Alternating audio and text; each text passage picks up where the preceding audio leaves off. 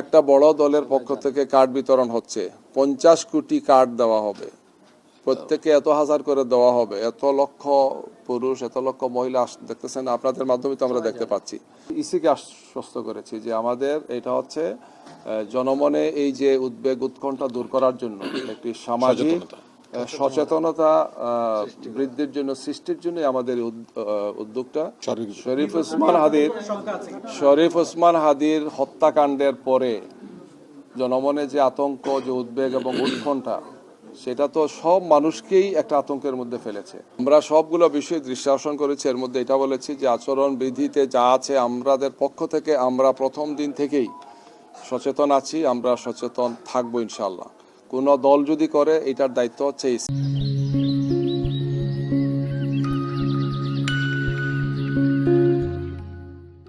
EC তো নিরপেক্ষ। ওনারা দেখবেন যে কোন দল কি করে না করে, আচরণবিধি লঙ্ঘন হচ্ছে কিনা, দায়িত্বটা ওনাদের। আমরা এই বিষয়ে ওনাদের দৃষ্টি আকর্ষণ করেছি।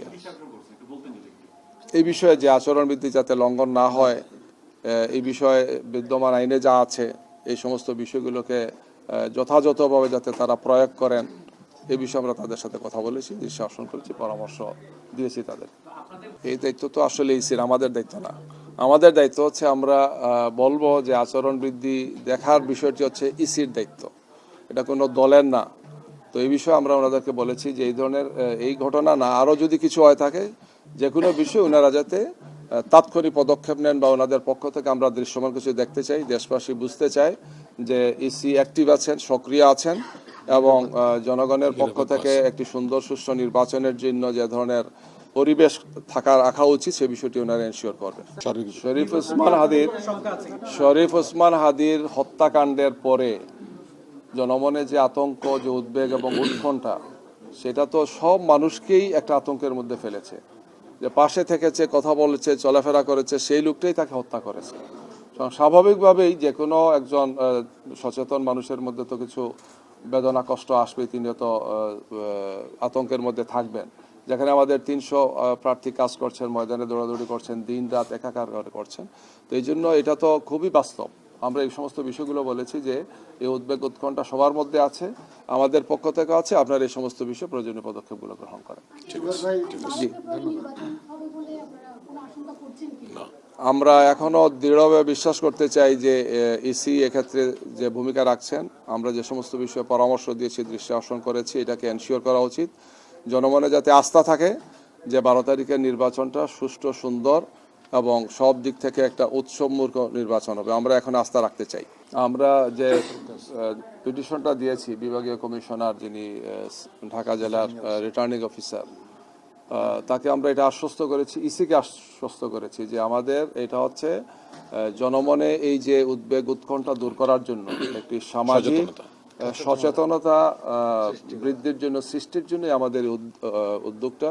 এবং আমরা আচরণবিধি মেনে, আচরণবিধি লঙ্ঘন হয় না, এই সমস্ত বিষয়কে আমরা সামনে রেখেই আমরা এই জনসভাটি করব। এই ব্যাপারে আমরা পিটিশনটাও দিয়েছি, ওনাদের সাথে এটা আলোচনা করেছি। আপাতত আমাদের পক্ষ থেকে এই ধরনের কোনো প্রস্তাব আমরা দেইনি। এই যে বললাম, ওসমান হাদির হত্যাকাণ্ড সহ যা মিলে তো উদ্বেগের অনেকগুলো কারণ আছে, এটা নিয়ে আজকে আমাদের এখানে আসা। এই জন্য আমরা বলেছি যে অবৈধ অস্ত্র উদ্ধার, সন্ত্রাসীদের গ্রেফতার সহ প্রশাসনের যাদের সাথে মিটিং করেছেন তাদেরকে অ্যাক্টিভ করা, সিরিয়াসলি মনিটরিং করা। যতদিন যাবে তত তো আশঙ্কার দিকটা আসতে পারে, যত নির্বাচন যত ঘনিয়ে আসে সাধারণত তত বেশি উদ্বেগ থাকে আর কি। তো এই সব মিলে ওনারা যাতে এই ব্যাপারে দায়িত্ব পালন করেন, আমরা সেটা পরামর্শ দিয়েছি, বিশ্বাসন তাদেরকে করেছি। একটা বড় দলের পক্ষ থেকে কার্ড বিতরণ হচ্ছে। 50 কোটি কার্ড দেওয়া হবে, প্রত্যেকে এত হাজার করে দেওয়া হবে। এত লক্ষ পুরুষ, এত লক্ষ মহিলা দেখতেছেন, আপনাদের মাধ্যমে তো আমরা দেখতে পাচ্ছি। তো এই সমস্ত বিষয় নিয়ে আমরা তাদেরকে বলেছি যে আপনারা এগুলো একটু আল্লাহর রাস্তায় দেখেন, খোঁজখবর রাখেন, প্রয়োজনীয় ব্যবস্থা গ্রহণ করেন। আপনারাও জানেন, আমরাও জানি, জি সবাই জানেন। জি, আর কিছু না থাকলে আমরা শেষ করতে পারি। সবাইকে ধন্যবাদ। জি জি জি,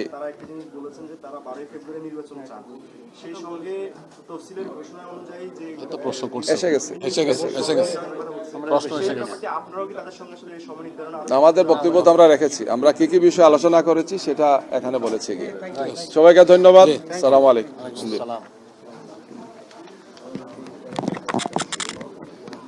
ফ্রি নাকি? আমার তো লাগে দিচ্ছিলাম। নমস্কার।